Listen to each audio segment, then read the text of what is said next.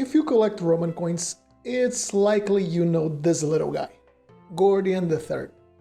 He wasn't the most famous nor the most remarkable of Roman emperors, but he has a very special place in the hearts of Roman coin collectors for the obnoxious number of silver coins that reached our days, making his coins affordable in good grade. So for many collectors, his coins are among some of the first high-grade pieces in their collections. A coin of Gordian was probably the first piece to get a "wow, I can't believe something so old is in such good shape" reaction from many people. I've even made a video about his very common type, the Antoninianus, but this is not an Antoninianus, or a double denarius as some call. This is just a plain and simple denarius, and there is something special about his denarii. They were the last denarii to be struck in any meaningful numbers. That's it. After 450 years being minted, inflation had finally put a nail on the coffin of the ancient world's most famous denomination. Since my previous video on Roman hyperinflation seemed to have had quite a nice reception, I've decided to delve a bit deeper into the mechanisms behind inflation in the Roman world. So if you haven't seen it, go have a look and come back here later. It's gonna give you more context. So by Gordian's time, two silver denominations were present, the denarius and the Antoninianus, or the double denarius, both at 45% silver content. So far, so good. Until you look at the typical weight of the coins. A denarius by that time was around 3.4 grams. At a 45% fineness, this amounts to 1.53 grams of fine silver, while the Antoninianus, worth twice the face value of the denarius, only had around 5 grams, which amounts to 2.25 grams. But we're talking about twice the face value. Therefore, this coin only had in reality 1.12 grams of fine silver per denarius. As a result, we had on Gordian's reign a phenomenon of people stashing away their denarii and only spending their Antoniniani, since they had less fine silver in them.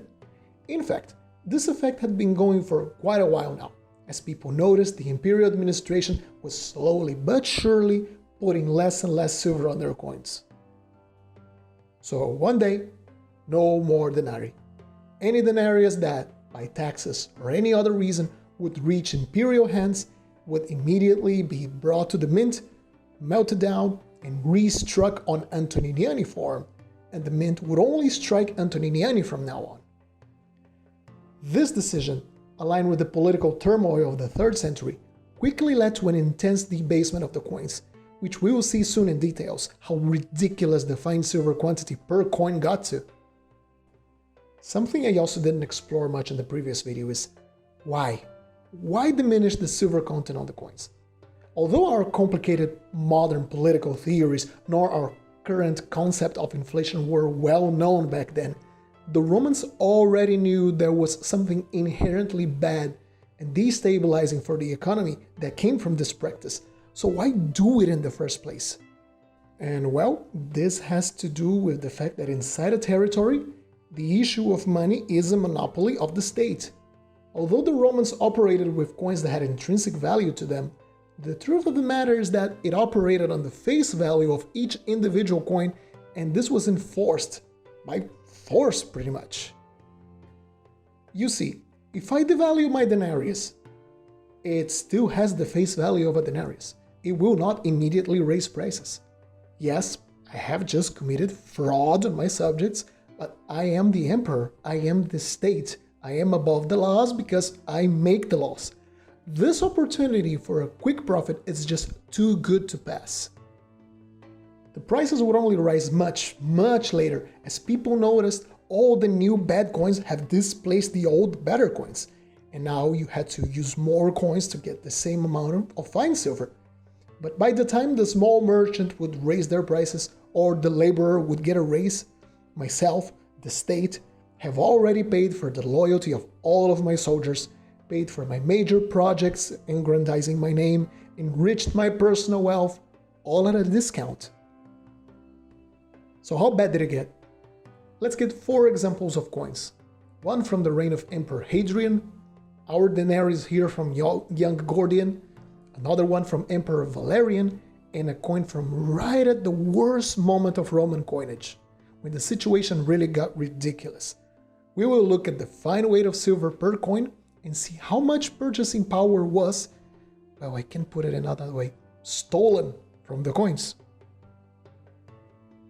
So let's start by our friend Hadrian here. Hadrian reigned over a time of a very strong denarius, of a very respectable 90% silver content, making a 3.4 gram denarius like this one have around 3.06 grams of fine silver. Pretty good. But then we're gonna jump around 110 years into the future, back to our little coin from Gordian III here. Now we're talking about 45% silver content, so half. Interestingly, the estimated inflation at this time period was between 0.5 to 1% per year.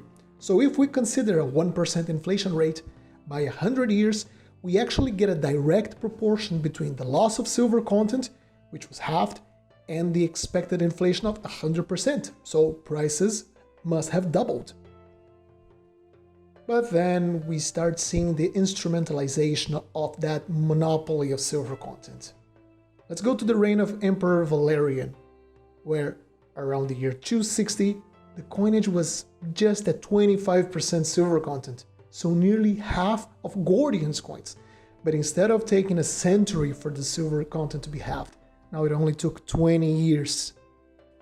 Not only that, the weight of the Antoninianus, as no denarii were in circulation by that time, also dropped to an average of 3.2 grams. So if we divide 3.2 grams by 2, since this is a double denarius coin, and apply a 25% purity to it, we're left with 0.4 grams of fine silver per theoretical denarius, and less than a gram of silver per coin. Things were getting very ugly.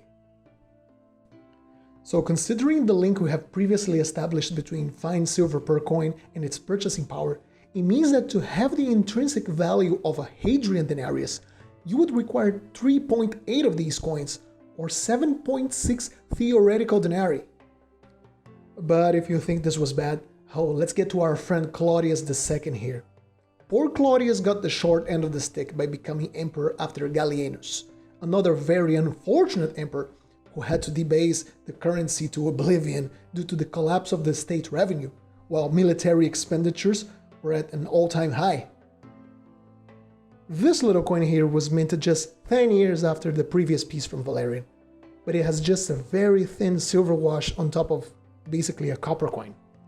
It was even lighter, at around 2.8 grams on average, and a mere 2% silver content. Now we're really getting into testimonial amounts of silver. If we make once again that cruel calculation of the fine silver weight, we're talking about around 0.06 grams of fine silver per coin, or 0.03 grams of fine silver per theoretical denarius. Now, for one Hadrian denarius, we're talking about 51 of these coins, or 102 nominal denarii. But what about the Roman state? The Roman state was smarter than that.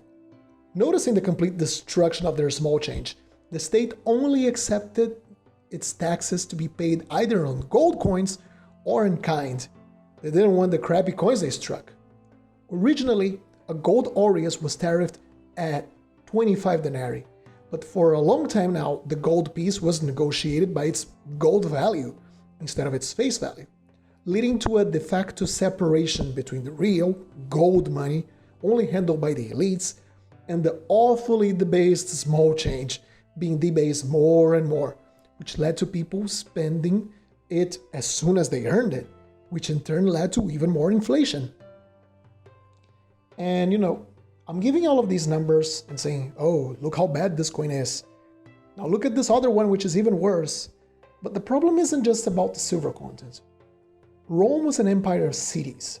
Rome was a machine, a very complex society where the abundance of money allowed for people to specialize on certain jobs, giving the overall Roman economy a level of efficiency and complexity that would only be achieved once again, probably around the early modern period.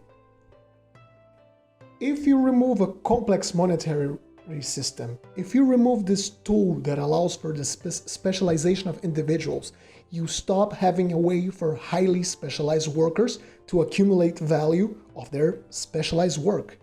The economy grinds to a halt and eventually devolves.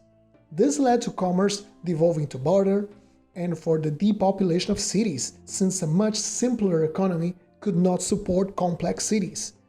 This exodus for the countryside and breakdown of a well-structured system was one of the main factors that led to the feudal economic system on medieval Europe. So the message I want to pass with this video, now that we live uncertain economic times, as we talk of new digital currencies made by central banks, limitless creation of money out of thin air, among other new unorthodox ways of doing monetary policy, is remember the lessons the Romans passed us with their coins. A lot has changed from their time to our days, but the principles that reign over money haven't really changed a whole lot. They enjoyed periods of economic stability as they kept a strong, sound money, just like we did. They fell prey to the temptation of short-term gain by manipulating their money, and it led them to problems, just like we did in recent history, and apparently keep doing today. And they have suffered the collapse of their own money, just like so many currencies did it in recent decades. Are we going to learn from them? Or are we going to fall for this trap once again, just this time with more technological or more modern methods? Only time will tell, but we have the chance of changing it on our hands. Well, I hope you liked this video a little bit more focused on monetary theory instead of just showing coins. So if you like this, please consider leaving a like and subscribing, as this really helps the channel. So I hope you all stay safe, happy collecting, and see you soon.